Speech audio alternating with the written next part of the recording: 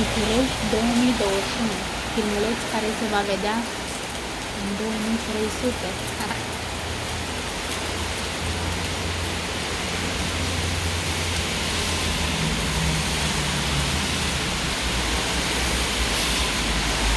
Dar de ce o trimis prin satelit? În spațiu.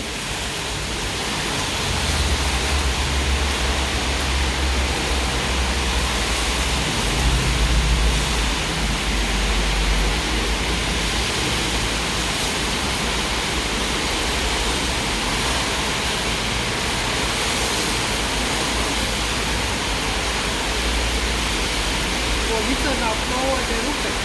Da.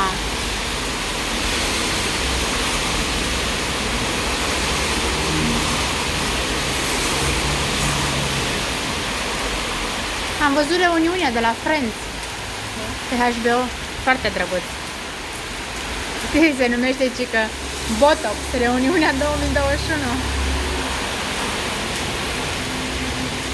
Că mulți sunt operați, cred că. La bot, la față, la...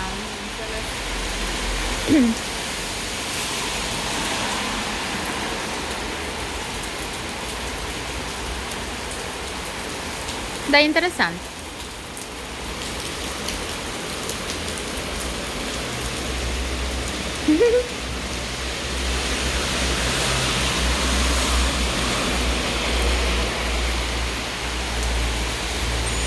Umbrelele. Ia uite câtă apă s-a adunat pe jos, acolo. Ia uite, ne udăm sigur la picioare. Vezi, nu era degeaba supăra busul.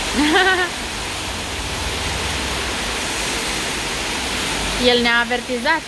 Unde ieșiți, mă, în weekend? Da. Plouă, stați în casă. Hai mă în casă. Treci acasă.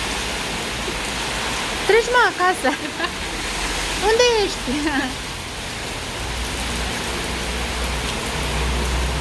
Hai că-l mai las puțin, că e prea frumos. Se vede prea frumos cum pică apa. Bine, și cum se inundă Bucureștiul, asta e altceva. Pare gheață, dar nu e gheață, vezi? Sunt picăturile mari doar.